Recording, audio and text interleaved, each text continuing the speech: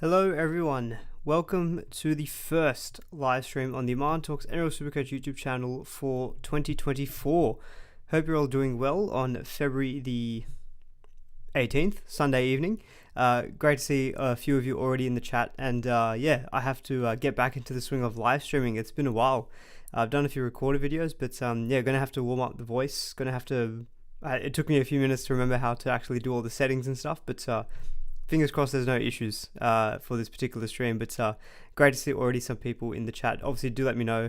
I have a habit of sometimes not having my microphone on, so please let me know if you can actually still hear me okay, if it's not too loud or too quiet or anything like that.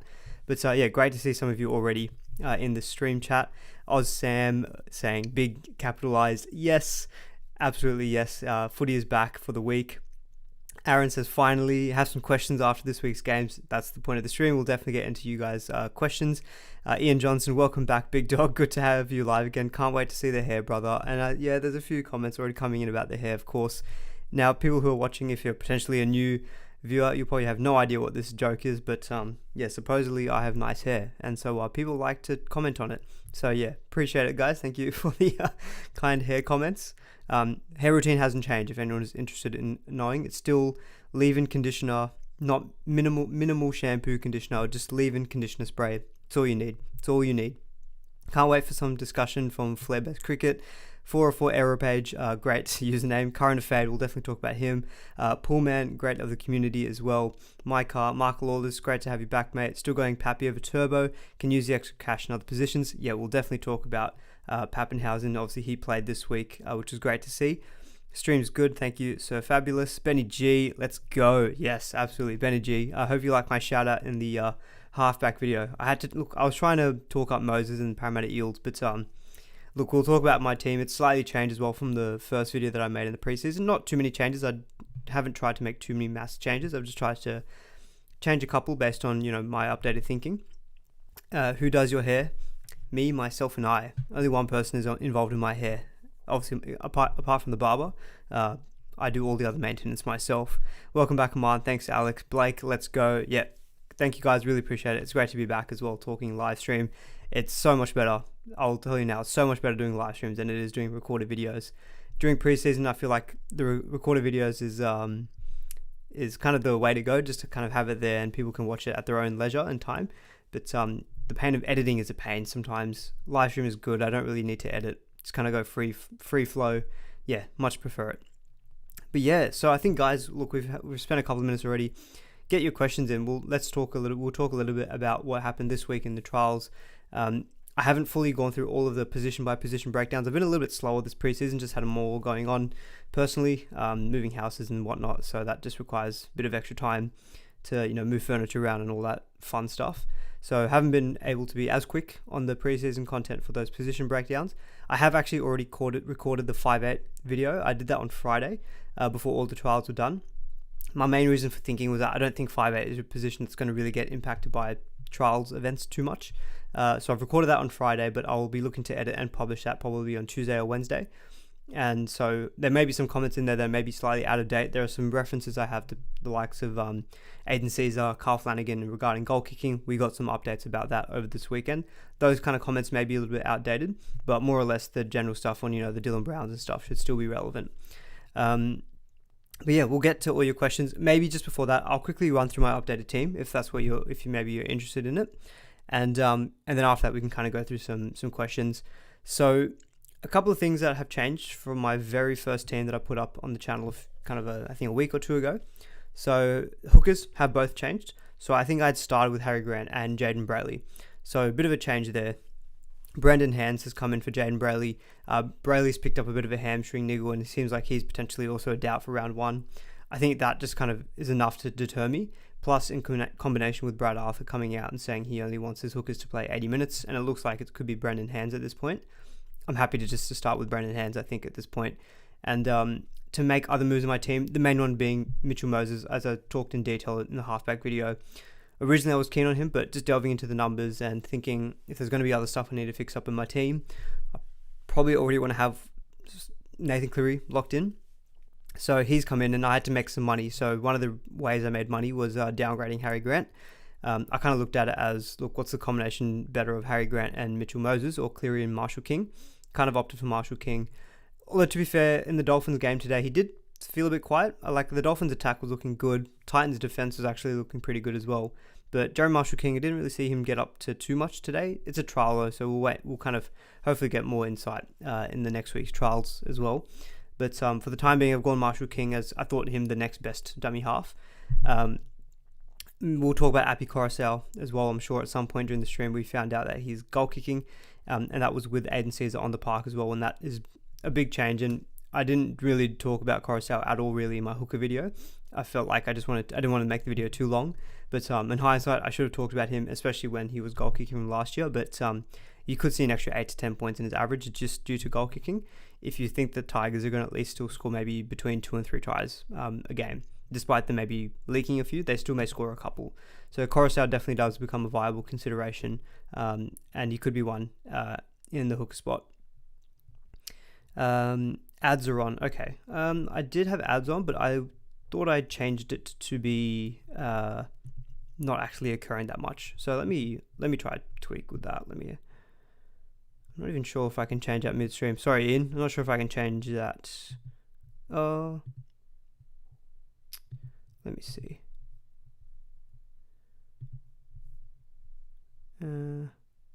Okay, that's fine.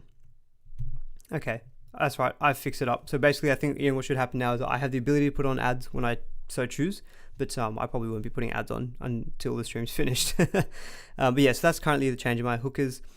Front row forward, not too much has changed. Keenan Palacia has been downgraded again to make that money to get to Cleary. I've just went a bit cheaper with Xavier Willison, who looked pretty good in that Indigenous All-Stars game. So I've just taken a bit of a price saving on him. Hopefully gets a few more minutes with Flegler now at the Dolphins. Still have Ruben Cotter, still have Flegler, although I'm not as keen as Flegler as I probably was maybe a couple of weeks ago. I was watching him with great interest today. He only really played in the first half, and he tried to offload once or twice, but not really much. I guess this is something that Wayne Bennett can stop his force from doing, is offloading, and I think that's a big part of his game as well. So if there's less offloads, I'm less keen on him, because I think that's a big way for him to improve his average, apart from just minutes. So Flegler is definitely not locked. He could become a variety of other options. If I had to choose the next one, it probably would be Jai Arrow, who played on the edge for the Rabbitohs. So maybe just better chance at attacking stats. And I don't believe the Rabbitohs have got a bye that early on in their schedule, whereas the Dolphins have one quite early. So thinking about it even more, if I do start with Marshall King, I probably don't want to start with Flegler, just to not have to have so many players out so early in the season. Not keen on Haas, or is it just a cash? It's really a cash thing, floor bets. So like Haas is great, and as I explained in the front row forward video, he really does feel like the best time to get him is the beginning of the season. I do genuinely believe that. But it's just, if I try to put Haas in, I'm going to have to find, say, an extra 200k to go from Cotter up to Payne Haas. And the real ways I'd make that would be Cleary would go down to, say, Mitch Moses again. That could be the option. But again, I'm looking at combinations, and I think I've kind of just talked myself into just starting with Cleary, I think, for the time being. As Benny G mentioned earlier in the stream chat, can't go past Hines and Cleary. Moses has Gutho and Brown stealing points, and I kind of get that to a degree. I just feel very comfortable having Hines Cleary. So with Payne Haas at the moment, I've gone big spending in the halfback. I want Dylan Brown and also in fullback. So that just automatically means money that does become very tight. I think the only other way I could really get Payne Haas into the team would be if I went double cheapy hooker. So say Jerry Marshall King went down to maybe Jaden Brayley. I don't love that, just in case if it doesn't work out, and let's say in the first couple of rounds Brendan Hands isn't the 80-minute hooker anymore, maybe Lussick does form on the bench, then the hookers are left in a really ugly spot, and I really don't like how it looks at that point. So at the moment, I don't think I'll be going that route. I think I will be starting with a higher priced dummy half, and Jeremy Marshall King is who I've got for the time being. And then I think Sam Hughes, his stocks went up huge this week. I think he's probably going to be the number one cheapie, I'd say, almost for preseason or for the beginning of the season. Played decent minutes, was starting for the Bulldogs, and he looked generally quite good. He could have scored a try, but he knocked it on. So I'm very comfortable with having him, I think, in the front row forward. On second row forward, really not much has changed. The only thing I think I've changed is I put Dylan Egan in since the first video. But even then, his stocks have probably gone down a little bit with this news that Luciano Leilua could be going to the Dragons. There could be another Ed back row spot that's taken up.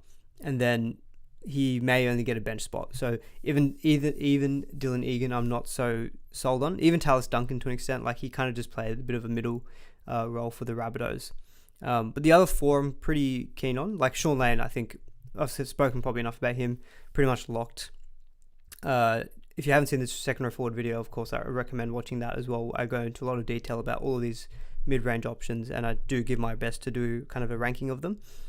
Curran, I think he feels like just a very Supercoach friendly player to me.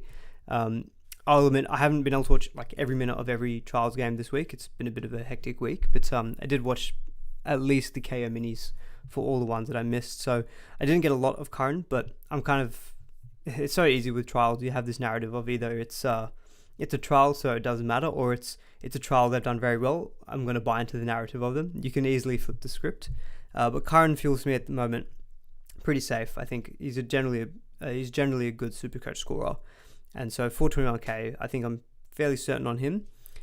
With Pia Kura, so interesting stuff. So he obviously was looking great first half today. He scored a double first half. I think he ended up on 76 Supercoach points as per Fox Sports in that first half.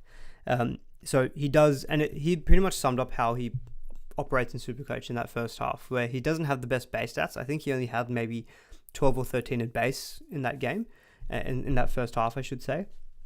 But he got a line break, a couple of line breaks and a couple of tries as well. Like he's got that attacking potential. So Piakura, I was very, very keen on Piakura, and he hasn't left my round one team. The interesting thing with him though, so as Tuapuro mentions, Piakura injured. Yeah, so NRL Physio tweeted that Piakura was seen leaving with a knee brace and didn't feature in the second half. So he suspects it's minor, but it could be potentially maybe making him doubtful for round one. So I'm just going to quickly bring up the tweet on my phone just to make sure I read it all correctly, because I don't want to, present any incorrect information. But let me have a quick look at the tweet here. Sorry, this is not making for good streaming. What else we got? Yeah, Piakura appeared to be in a left knee brace after the Broncos trial. Didn't get to see the second half, so Physio is yet to find an incident/mechanism of the injury. Hopefully precautionary, but definitely concerned heading into round one. So that one definitely is we need to see what's happening there. Ideally, I would stay with him for round one. If he's fit for round one, he'll probably still be in my 17. If he's not though, well look, we've got a multitude of other secondary forwards that we could move to. And the other one is Beau Fermor. Obviously, some earlier news that came out that I mentioned in the 5-8 video that's yet to be released is him, Dave Fafita and Jaden Campbell looking at potentially round 4 to 5 return for the Titans. So I feel like there's a good period where Fermor for the first 4 to 5 weeks could be playing on the left-hand edge, which I do like. And the Titans, today was a bit of a weird one because they didn't really play many of their first grade players. There's a lot of junior players, but they still performed very well, still defended pretty good against the Dolphins, who are almost a full strength outfit for the first half at least. So Fermor I'm pretty okay on as well. The Roosters guys, like there was actually a comment that I think was pretty valid in one of my videos saying, I haven't got any Roosters players. Is there anything that you're seeing with them that you don't like? Nothing really against the Roosters. I'm a Roosters fan for that matter. It's just the indecision and the lack of clarity. So like Stili Tupanua started for the Roosters and he actually looked quite good against Manly.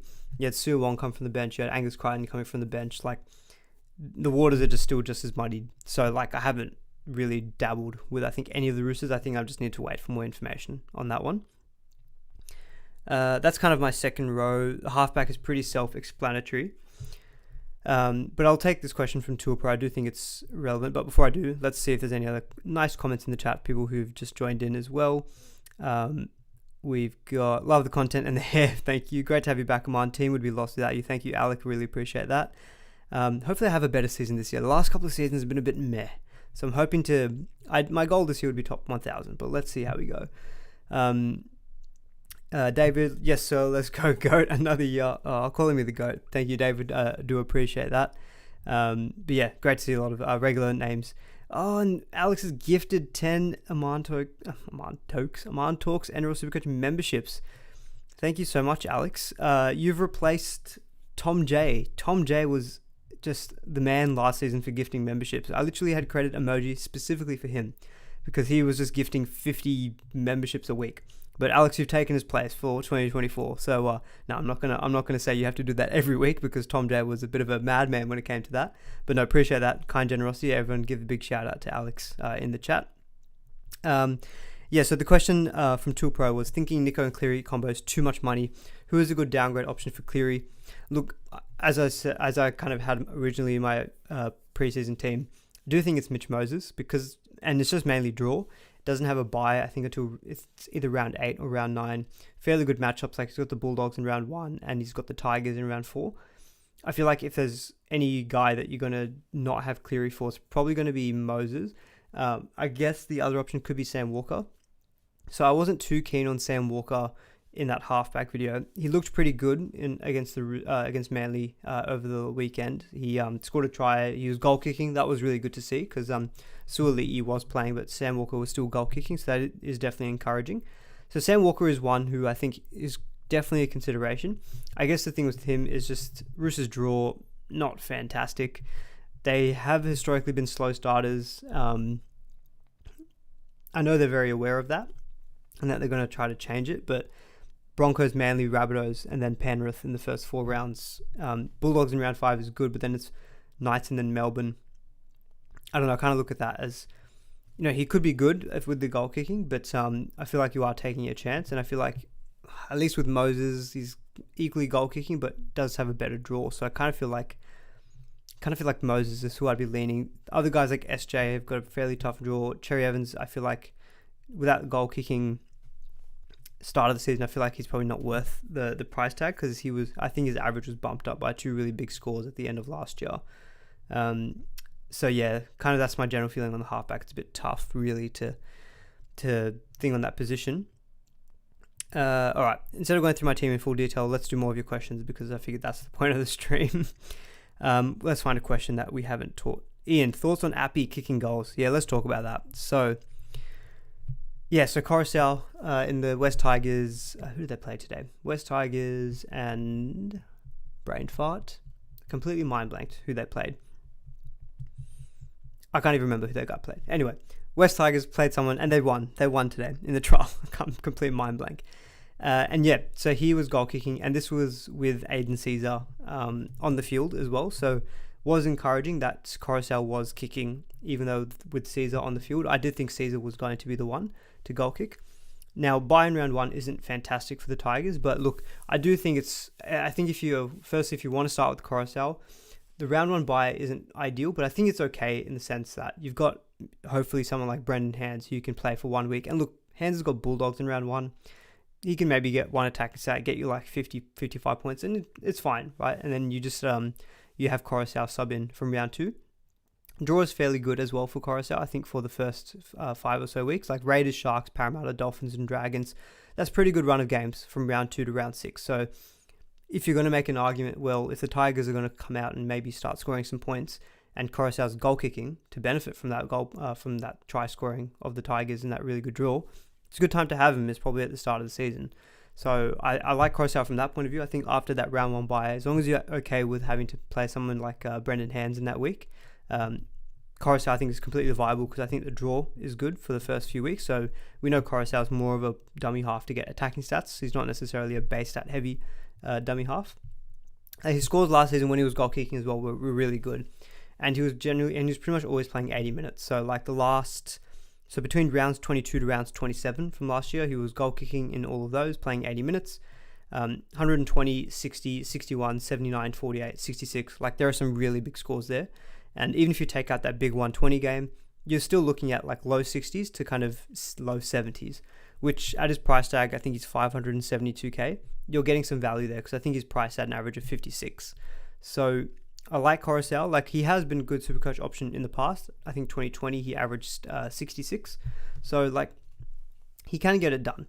Even 2022 he averaged 63 points as well. So he's not someone who I think we're taking a bet on. Like he's a good player. So yeah, like I think Coruscant is definitely a viable dummy half, and especially in a position where, outside of Harry Grant and Marshall King, really the options were not that great. With Coruscant, putting his hand up at 572k, if you were doubtful with starting with Harry, that's 200k that you can, almost 200k that you can save right there, and that's a big amount of money. That could be the difference. If you look at it in combinations, say in my example, let's assume I had Harry Grant instead of JMK. I could be looking at Harry Grant plus Ruben Cotter, or I could be looking at Payne Haas and Coruscant. Now, I'd still say that the Grant Cotter one sounds better on paper in terms of if you just look at purely the names. But Payne Haas and Coruscant, especially if Coruscant's goal kicking, a good draw versus Harry Grant, who does have a tough draw to start and has got a bye in round 4. Like I can start building some arguments up that Coruscant is actually a good option. So I'll probably leave it at that with him. Like I haven't yet changed my team to include him yet, just for the sake of I don't like tinkering with my team too much during preseason. But no, I definitely think there is some validity with Coruscant. Just to kind of present a well-rounded argument about him. So like I guess the biggest argument will be, sure, he's got goal kicking, but how many tries are the Tigers going to score? I think the Whisperer had posted these stats where like over the last 3 seasons, the Tigers have still averaged about 3 tries a game. So let's assume that they score 3 tries a game on average, and he kicks 2 out of 3 goals. That's an extra 8 points to his average. So you're already looking at an 8-point bump in average, purely just on the goal kicking stats. Although maybe let's take away -2, because if he misses the third one, then we're probably looking at 6. So let's say we're looking at 6 points of added value there. So it's not like a whole heap, but that's kind of feels like a safe minimum. And there's potentially way more that you could get if the Tigers do come out and start well for the season. And I thought they looked fairly okay in the trials. Like Aiden Caesar seemed to be controlling that team pretty well. So yeah, I'm definitely interested in Coruscant. I'm definitely going to put some research into that. Warriors, thank you. The Warriors is who they were versing. That's the That's the other thing as well. The Warriors team that they were playing was very, very light on first grade players. So that's always the things you have to take into account with trials. But yeah, the fact that he's got goal kicking, I think, is a really big positive for Appy. Gazaraki Amahan, that time of the year again. Miss you, bud. Hope you've been good. Thank you. I've been very good, Gazaragi. Good to be back as well. All right, let's get into more questions. Oh, and your hair is great. Thank you, from Dino. Have you thought of growing it like Nico? I'll try to find a photo. I did during COVID try to grow out my hair, and if anyone watches Game of Thrones, you would know Jon Snow's hair. I wanted to get Jon Snow's hairstyle, and after about growing it, I want to say I grew it for 12 months, and it was bad. Like, it was just more of an afro than anything else. I reckon if I pushed at it for another 6 months, I could have got there, but I had to get rid of it at that point. It was too big. It was just too much to manage out of a shower. So no, I've gone back to the more manageable locks. Really interested to see your updated backs if possible. Oh yeah, sure. Sorry. Yeah. So don't worry guys. I wasn't purposely hiding the bottom half of my team. I've just been chatting away. But yeah, so in terms of the bottom half of my team, honestly, there's not really a major changes here. Dylan Brown, KO Weeks is still the 5-8 combination. I think Dylan Brown's going to be there for me for round 1. Like, I put up an argument for Munster in my 5-8 video that I'll release in the next couple of days. Because I do think Munster is a bit lower owned than I suspected. He's only like 6 or 7% owned. And like, this is Cam Munster. He's a proven Supercoach gun. But for me, the draw for Dylan Brown is better. And he doesn't have a bye early on. He doesn't have a bye, I think, until round 8 or 9. And he's just probably going to be a little bit more consistent. His base stats are tremendous. So I've just started with Dylan Brown, and I think I'm happy to put that money into him. Like, especially with this Jaden Campbell injury, there's the lack of other cheaper options really gets limited. I'll watch the video when I post it, but I was putting an argument up for Matt Burton, although I recorded that before the Bulldogs played, and he wasn't super involved. But Matt Burton, maybe because of the goal kicking. Otherwise there's really not that many other options. So Dylan Brown is pretty much locked there, I think, for myself. Happy to put that money there in deal bags. And then, yeah, in terms of this, and with KO Weeks, like, that whole Raiders situation is still very much TBD. We still don't probably have a very clear view of who's going to get that. I would, if I had to guess, KO Weeks is going to get that number 6 jersey in round 1. So I've got him at the moment in the backup 5-8 spot. I've still got Ethan Strange and Chevy Stewart in the centre wing. My centre wing, I don't love my centre wing, and this is the problem, putting all that money into the halves, deal bags, and then the fullbacks. So fullbacks haven't changed, Kalen Ponga and Turbo, but it just means I've had to go a bit cheaper in the centre wing, and cheap centre wing has never... I've had seasons where it's worked fine, and I've had seasons where it's been terrible. Because I've had seasons where like I've tried to put a bit of money into like a more expensive center wing, and it still doesn't seem to have worked out. So I don't know. I feel like I can never get my center wings right for the start of the season. But yeah, Taylor May I think would be pretty much locked. Bostock from the Dolphins, he was a bit quiet in the first half, and I do have some concerns that when the full Dolphins team was playing, the ball was really going down their right side so much more. Like it was going down to Farnworth and Sarko's side, like Sean O'Sullivan and Isaiah Katoa was sometimes popping up on that side. The left-hand side was really not getting that much ball. It was only really in the second half where Bostock got more ball, and that's because likes of Isaiah and stuff weren't playing. Herbie Farnworth moved to fullback. Avarillo came on and he played on the left, I believe. So the left side got more ball during the second half. So Bostock looked good when the ball was going down his half more. Like he looked busy, a lot of runs. He ended up scoring a try as well. He did have one try disallowed too.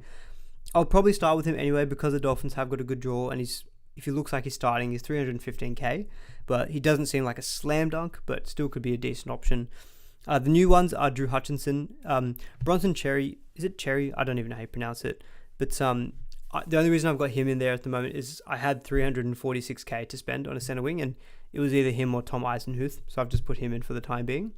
But Drew Hutchinson was named at halfback for the Dogs for this week. He looked pretty good, pretty involved, and getting a halfback that you can pick in your center wing, I think is pretty good. I didn't discuss Hutchinson in the halfback video, and that was literally just a complete oversight from myself, but I'll definitely discuss him when we get to the center wing video. But yeah, I like that he's a halfback playing. It's a good out of position, getting someone playing in the halves available in your center wing. 355k also feels like a pretty decent price.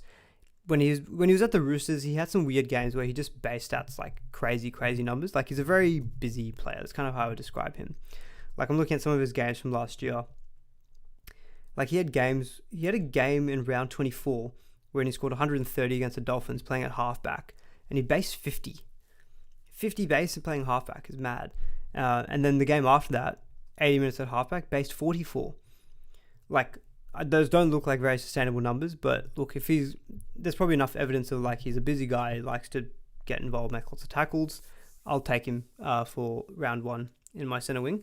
And then on the bench, I mentioned Chevy Stewart and Ethan Strange briefly. One of them I think will eventually go. I will have to try to find some money to either change him to like maybe, I don't know who. The cheapy situation does look a bit rough at the moment. And then Ben Trbojevic, so Burbo, he looks like he will hopefully get a starting spot on that left edge for Manly. So he's there at the moment. Ponga and Turbo, I kind of spoke about them already in my original video, so I haven't really, I probably won't discuss them in too much more detail. Probably more on the options that I don't have. Pappenhausen, Gazaraki said, why do I hate Pappenhausen? I definitely don't hate Pappenhausen. I actually love Pappenhausen. He's been one of the few players who I think I've always had good joy with in SuperCoach. Like I've never really had him for his games where he got injured early, and I think the 2 games where he scored like 190 plus, I think I've captained him both weeks, so I love Pappenhausen. But he wasn't goal kicking, and draw's not great to start, and he has a bye round 4. So I'm kind of thinking with Pappy, I think if I'm desperately in need of money, then I think I will, that is definitely a position that I'm happy to probably lose some money and go down to someone like Pappy from Turbo, probably give myself 200k, and then I can actually use that money to spread around. But like Turbo, we didn't see him play this week, but he did play like a scrimmage or something against the Dragons apparently, where he scored 2 tries in like 20 minutes. That's the Turbo that I want in my team. And then Ponga is just coming off an insane year. Like there's a lot of argument. Like with Ponga is a bit weird. Like I've got him, and I do think that he's going to stay in my team for round 1. But I do have a slight feeling in the back of my head that everyone's piling into him, and I just don't think he's going to replicate that season he had from last year. Like what he had last year was just ridiculous. If he keeps goal kicking, then obviously that's great. And the Knights show that they can play well. Even in the first trial. So I'm kind of like, well, there's a few factors, and if his ownership's going to get so high and I'm not completely sold on anyone else, then just go with Ponga. He is one of the more expensive ones as well that you can downgrade to. But I do have a feeling Ponga could be, I feel like you could anti-pot him for the first 4 or 5 weeks and you might be getting away with it. But then their draw does open up a lot. I think it's around round 6 or round 7. And that's kind of when I think I would definitely want Ponga. So I'm looking at their draw real quick.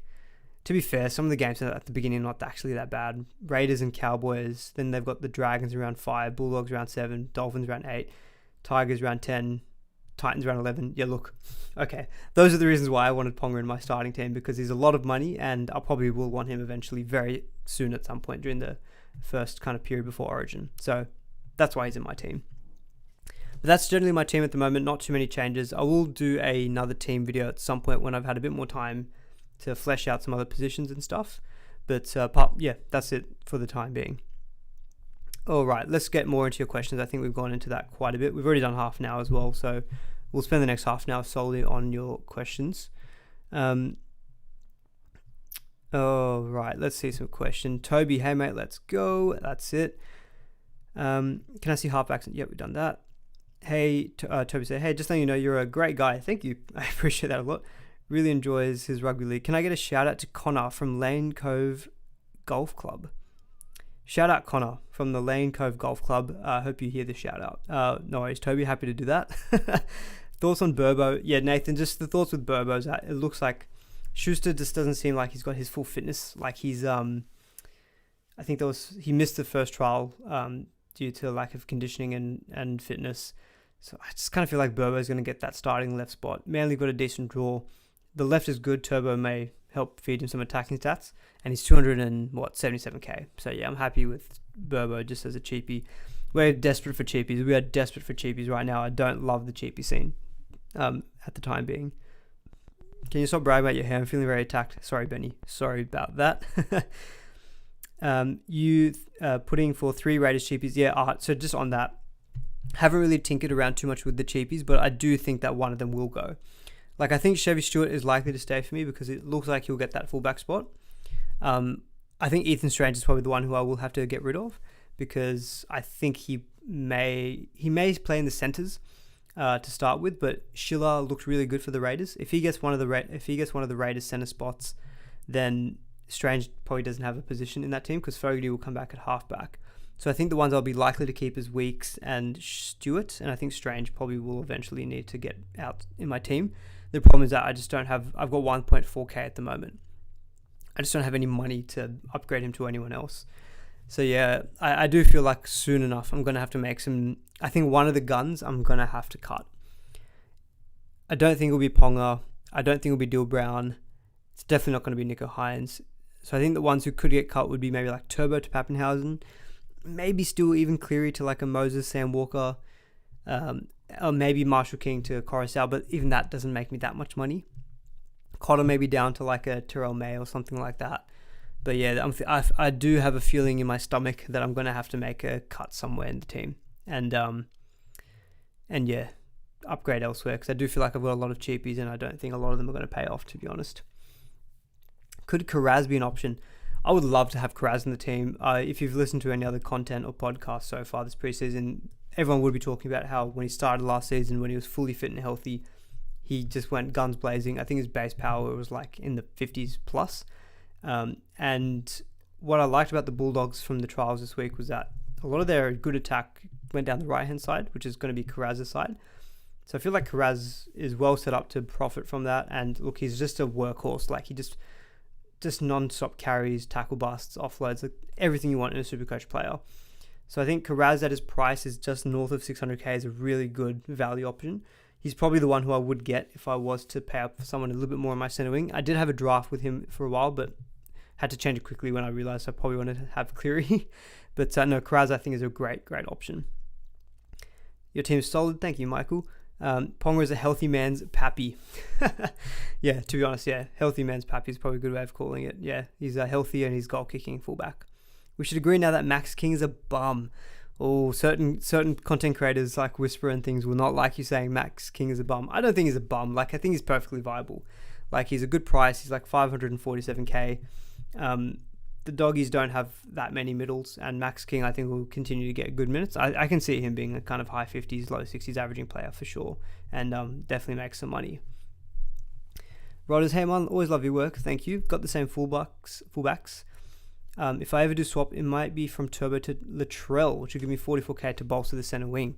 Yeah, so Latrell in that Indigenous game looked pretty good as well. Like, he set up the first try, just kind of seemed to fade in and out of the game as he always does. So yeah, I haven't got to the fullback video yet. The fullback is a really tough spot. Like there's so many good fullbacks. You've got Ponga, Turbo, Walsh, who was really good today. You've got Gutherson, who hasn't really been seen yet in preseason. You've got Latrell. You've got Teddy potentially as well. You've got Pappenhausen. Like there's just too many options in fullback. Which is a good thing. It's good to have variety. It feels like you can be rewarded if you go a little bit different to the crowd, because I think Ponga is going to be the highest owned fullback. In fact, let's actually find this out. So let's go to the ownership of fullbacks at the moment. Here we go. So at the moment, let's not count these cheapies. So yeah, Ponga is the highest owned gun fullback, 32%. Then it's actually Pappy, 24%. And I think a lot of that with Pappy is the price tag. Really good price tag at 645k. But without goal kicking, I'm kind of like, could I go a little bit different? Next gun you probably say is Reece Walsh, 12%. Then Turbo at 12%. Then you've got a few like Latrell, 9%. Drinkwater, didn't even mention Drinkwater at 5% ownership. Teddy at 3%. Gutho at like 2.5%. Like lots of good fullback options. But Ponga seems a clear one that I think a lot of people are going to have in their team. And then, it's going to be mixed in with likes of Pappy, Turbo, Latrell, and Reece Walsh. Reece Walsh looked really good today. Had one of his classic games where he does not much in the first half and then comes out and then like just within a 10-15 minute spell racks up like 100 plus points. I think he ended up on 111 SuperCoach points. Granted, it was a fairly weak Cowboys team, but Walsh can actually do that against most opposition. So Reece Walsh is definitely going to be a consideration as well. He is the backup goal kicker, Ian, you're right. Obviously, I don't suspect him to be goal kicking really at all, though, because Reynolds is he is the leading goal kicker. If Reynolds ever went down, then potentially Walsh becomes much higher of a stock. I think if Walsh was goal kicking, and that was confirmed, I would probably have him over Turbo, I reckon, for round one. Duncan is an avoid now, spelling Murray off the bench. Yeah, so I think with Tallis Duncan, it does seem like he's going to be coming off the bench as his role, especially it looks like Jai Arrow is going to be on that starting edge with Kolomatangi on the left. So if you like Tallis Duncan coming off the bench, 320k, I think I will probably likely change him. And this is what I'm saying. I think because we've got so many good options in second row forward, I feel like if I take money out of one position, I can use that money to upgrade Tallis Duncan to like a Sean Bloor, who I don't have. There's a few other guys I can't even remember top of my head, like maybe even Satili Tupanua. So I do think I will potentially have to make some moves to upgrade those kind of fringe positions. Not a particular question, but not a particular question about play, but assuming you watched the trials, which game do you feel we should think about? Which game do you think we should think about? I thought the Titans today were pretty impressive, like considering that they pretty much played not really any first graders. Their defense in the first half was really good. Second half, they just seemed to wear down eventually, and the Dolphins were able to score points. But first half, the Titans, I thought, scrambled defense was really good. That was an interesting kind of takeaway. I haven't been able to watch many of the games this week in full, so unfortunately, I probably won't be able to comment much more on that question, Matt. I've only really watched the mini, so it's kind of hard to get a lot of other kind of notes out of that. I'm seeing a few questions about Kai Pierce-Paul from Parry Pelican is saying. Hadi Kara Ali is also asking about Pierce-Paul. Kai Pierce-Paul. And, I'll tie in Dylan Lucas at the same time, because I think I saw a question from much earlier about Dylan Lucas. I was very keen on Dylan Lucas early preseason. This is before the trials, because he's 502k, and in his games last season where he played 80 minutes, he scored quite well. So last season, not many games, there's 4 games, but it was 67, 58, 95, and 61. He's got attacking upside. We saw that over the weekend. He scored 2 tries in the trials this week. It's just going to be to see what happens for round 1 team list, because I think the issue with both Lucas and Pierce-Paul is that they're just going to eat minutes into each other, and then ideally I just want to have one of them playing 80 minutes. Pierce-Paul seems to be I haven't admittedly watched that many highlights of him, but just looking at a couple of highlights of him gives me Lukey vibes, kind of big rangy type of back row who's got more potential to get those attacking stats and tries. So I think I like Pierce-Paul. I think his game looks like it's going to be suited for SuperCoach, and I think if he plays left edge outside of Ponga, seems a great spot. And even Hastings as well. Seems a good spot to be in that Knights team. So I do like Pierce Paul. Only reason I haven't got him in the team at the moment is that literally just for my own benefit. I generally don't like tinkering with my team too much. Otherwise, I sometimes tend to forget why did I have players originally in my team, and kind of maybe set myself up for failure if I do that. So I try not to tinker too much. Like, I don't think I'll be changing this team a whole heap until maybe either next week's team list on Tuesday or even the actual round 1 team list as well. Did he actually play in the trials this weekend? Please let me know, because again, this is one of the games I missed and I can only really watch the KO mini, but I don't actually remember even seeing him in the highlights at all. But correct me if I'm wrong. Or is he still recovering? Because I know he had an injury in the preseason, so maybe he hasn't even started playing yet. Fini Furuaki at 292k. Is he getting a starting spot from Art? So yeah, that's an interesting one with the Cowboys, because it looks like Luciano Leilua is going to be leaving the club. Looks like potentially for the Dragons, which as soon as that happened, I was like, oh yes, Helam Lukey, get into my team. Starting second row forward for the Cowboys. And I was very big on Lukey in that second row forward video, and I still am. I just think with Finuaki, how do you pronounce it? Is it Finefu? Let me read the name again. Fine Fuaki? Is that how you pronounce it? Apologies. Yeah, he didn't play at Pierce Paul. Okay, yeah, that's what I thought. Yeah, with Lukey, I think the minutes could still maybe not be... I don't suspect it'll be 80 minutes for Lukey because of Fine Fuaki on the bench there as well at 292k. But yeah, I think with him given that he's probably, I still think going to get a bench role. I still think it's Nana and Lukey as the starting back rows for Cowboys. Doesn't overly interest me at 292k. He's a good player. Looks a good player. Seems like he's got some attacking potential in him. But I'd be much more interested in Lukey. I think even Lukey with 60, if he gets like 55, 60 minutes, I'd be pretty happy with that for Lukey. Almost enough to get him into my team, because I think he's just that good of a player when he gets minutes for SuperCoach. It's just normally a question of minutes. The Cowboys draw is fairly good as well to start with, which is another thing I like about them as well. Don't think they've got a bye very early on. Yeah, they don't have a bye until round 16. And yeah, their games are pretty good, I think, from a SuperCoach point of view for like at least a back rower. Okay, let's see here. I'm going to take a quick break of water.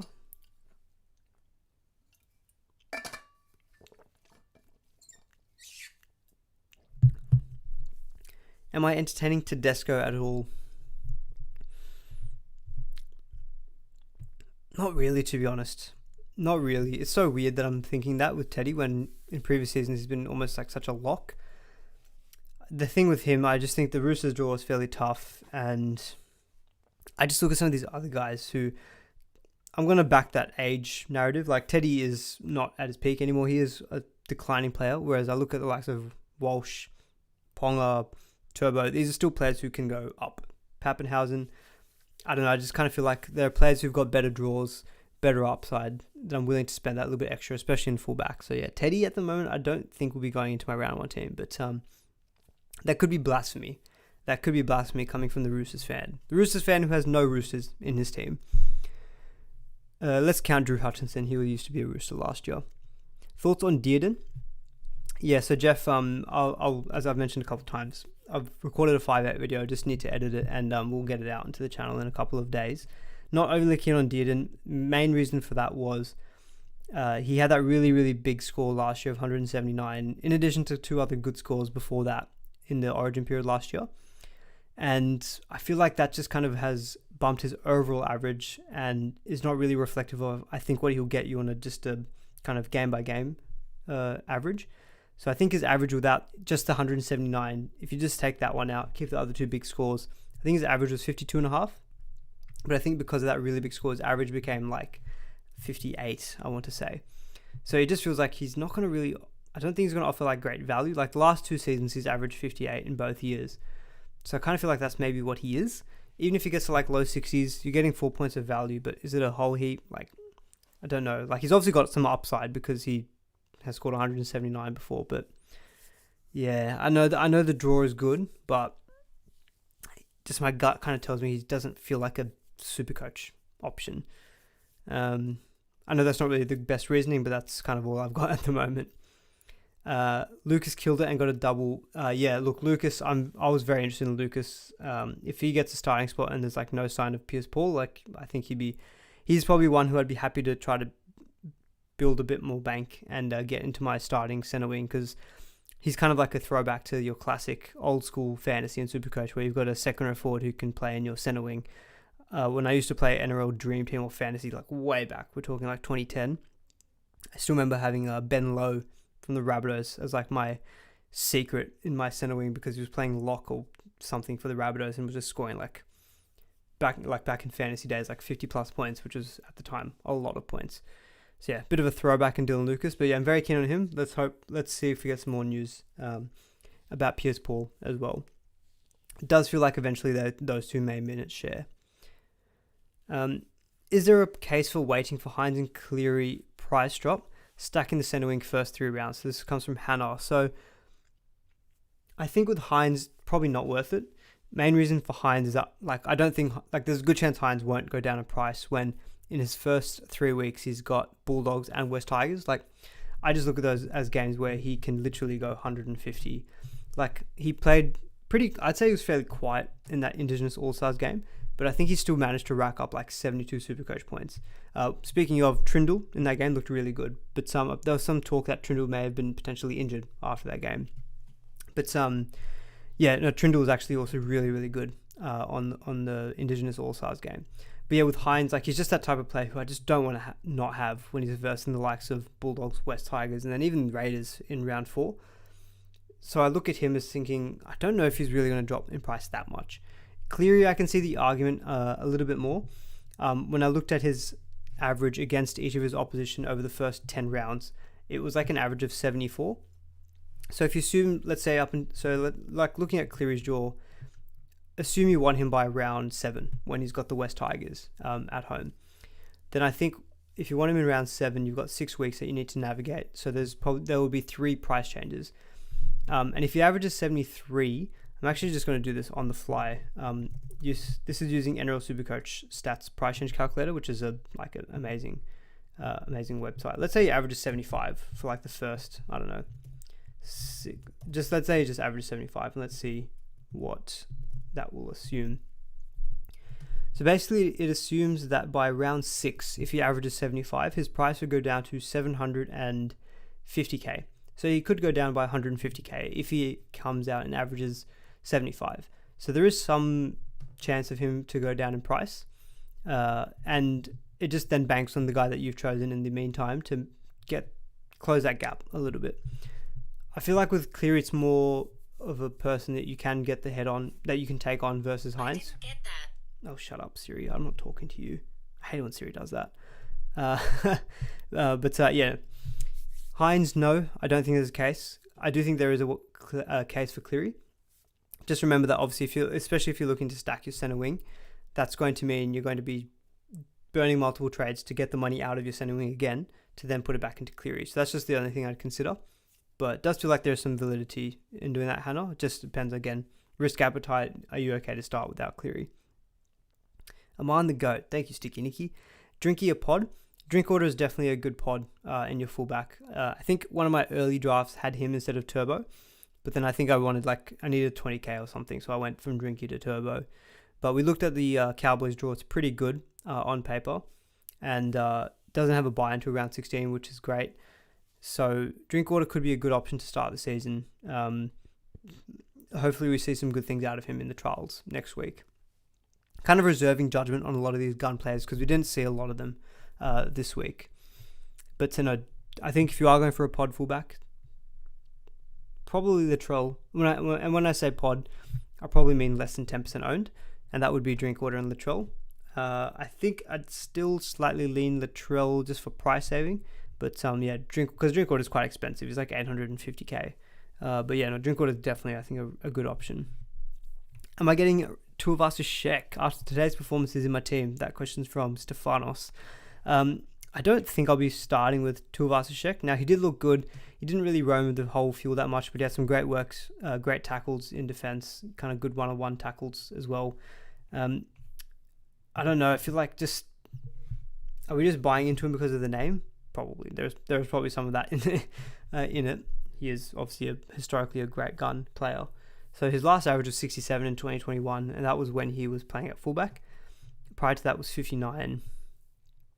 He's not cheap, he's not like cheap. He's 540k, so you are still spending a bit of money for him.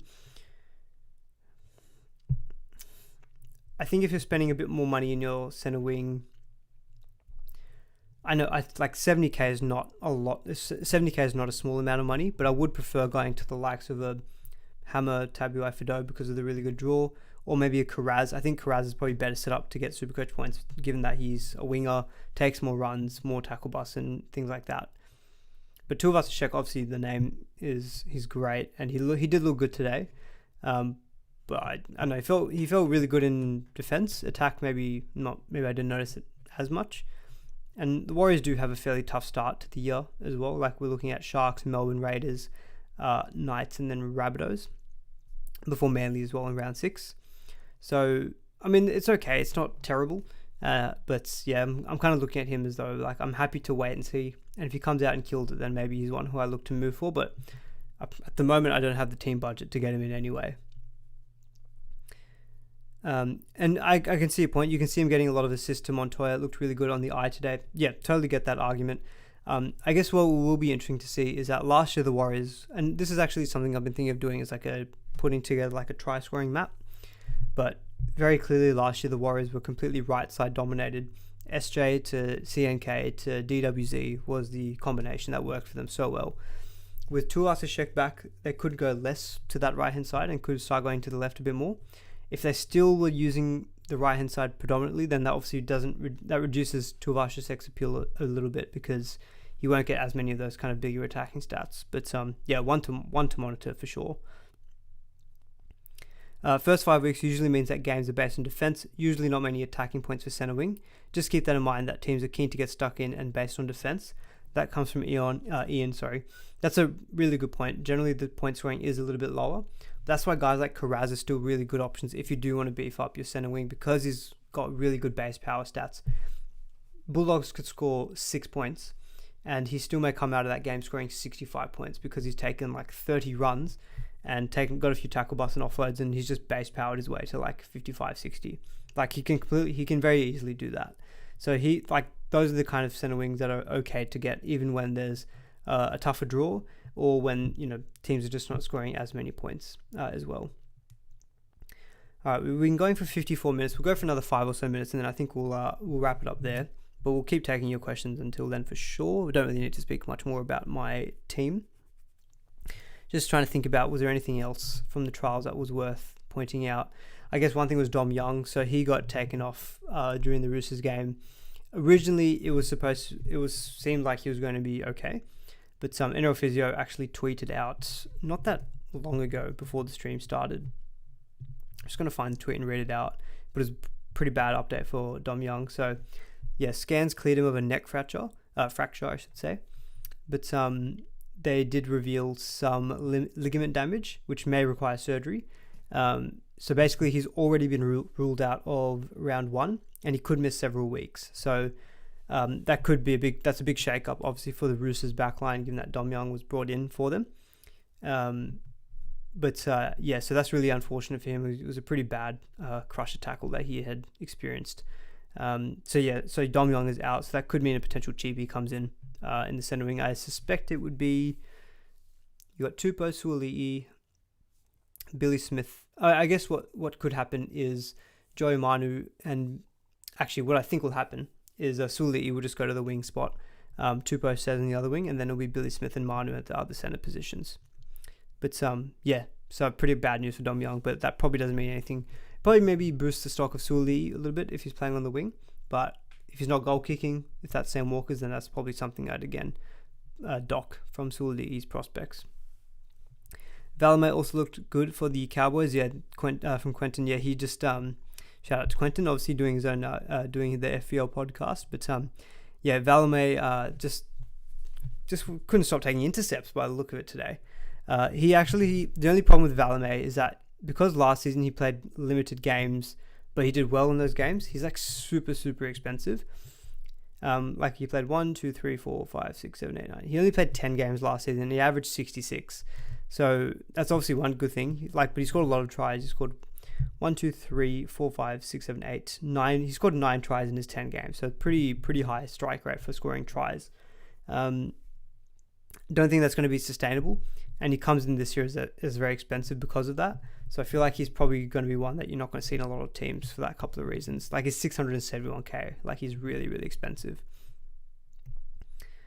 Would you start with Tino or wait? I mean, I'm not starting with him, mainly because I'm using that money for the likes of Hines, Cleary, and the fullbacks. I think if you want him though, just get him from round 1, because I don't think there's any point in planning for Tino after his bye in round 2. I want to say it is. I think if you want him, you start with him, and in round 2 you just play one of your benchy front row forwards, and then just have Tino for the rest of the beginning of the season at least. So I wouldn't wait if you're worried about, say, the bye. I think if you want him, just get him, because the thing is, you may want him, but don't get him because of the bye round 2, and then all of a sudden you find come round 3 you've got way more other things you want to do, other cheapies who cropped up that you don't have, and then all of a sudden Tino's not the person you get, and then he goes and kills it, and then you're like, oh, I should wish I just started with him like I originally was going to. So I'd probably start him for that basis. If you go back to the front row forward video, I do see a trend where he does seem to be a little bit of a slower scorer for the beginning of the season. He seems to really kick into gear middle of the season and end. So I think those couple of factors plus that early buy, for me, was enough to not start with him. I think if you've obviously got a strong conviction for him, then go for it. But I do think looking at historically at his past season averages for the beginning of the season, he seems to be someone who builds into the year. So I think there's a couple of factors that you could do to not start with Tino. Who's the front row forward you can see increasing by value by 100k or more? I mean, the easy answer, I think, is Sam Hughes. I think Sam Hughes looks like he's pretty safe to get 100k of value. If he's going to play decent minutes and get 40 to 50s, at 230k, he'll make good money. Sam Hughes is a starting front row forward from Blake. So I think SE Whisperer was considering something like this. I honestly don't hate it because Bulldogs don't have a bye that early on. So at least you're going to get use out of him for a decent while for the beginning of the year. They don't have a bye until round 8. So that's fine. If I think about it with my own team, let's say I dropped Flegler to Sam Hughes. That's 200k that I'm saving right there. And instead of in Sam Hughes' position in front row forward 4, I know a very popular option there at the moment is Viliami Fafita from the Dragons. But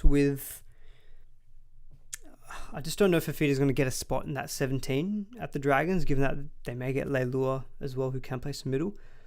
I think if you, as long as we get another viable cheapie, Liam Henry, I don't know if he's going to be in the 17 for the Panthers, but let's say hypothetically we get Viliami Fafita, then I think there's some merit to starting with Sam Hughes. There is obviously still some risk in it, but if Hughes is going to be punching out 40s and 50s as your second front row forward at 238k, that money does, that 200k, if I look at my own team, that's 200k that I can go, cool, Bronson Cherry, you're getting me towards Karaz or something, or Tallis Duncan can become Helam Lukey, and Dylan Egan could become maybe with the money, maybe someone like a Pierce Paul. I don't know. So the money could make things interesting. So yeah, don't hate it. I reckon if I play around with it and I see it looks very good, then I think I'll be very tempted into it, to be honest with you, as a potential play. Let's take 2 more questions and I think we'll wrap it up there. John T saying, does Paseka get more minutes with Sipley suspended? Also great to see the streams back on. Thank you, John T. Appreciate that. Yeah, so I haven't seen, has there been any announcement of him getting a suspension? I know he was put on report because of that tackle. So we'll kind of wait and see what happens. Let me know in the chat if there's already been a suspension handed to him. If there isn't, then we'll just kind of wait and see what it looks like. But okay, it looks like 4-game suspensions could be what he's getting. So I just did a bit of Googling. If it's a 4-game suspension, yeah, I could see Paseka for the start getting some more minutes. And yeah, maybe Paseka's probably the one who's going to benefit the most out of that. But again, four games of extra minutes is great. He just doesn't strike me as a front row forward who's going to really benefit massively when he gets some extra minutes. 5 weeks plus. Yeah, let's see the length of suspension, but yeah, Paseka could be an interesting option. But even then, still up. I mean, yeah, he's like 550, 560k. So yeah, could be a potential option. Actually, I might go back and look at his minutes, at his stats again when he played bigger minutes from last season. All right, let's take one more question. Stefanos, Coruscant worth the risk? There was a section earlier in the stream where I talked about Coruscant in a bit more detail, Stefanos, so I'll try to point you into that. It was kind of around, I would say, if you go back to about the first 15-20 minutes, then I think you should be able to find it there. Yeah, the only thing with Coruscant, I guess, is potentially Simpkins on the bench, but I think Coruscant with 60 minutes if he's goal kicking still could be not a bad option. Like, I don't think he needs to necessarily be playing 80 minutes. If he's goal kicking, he still could be a good prospect.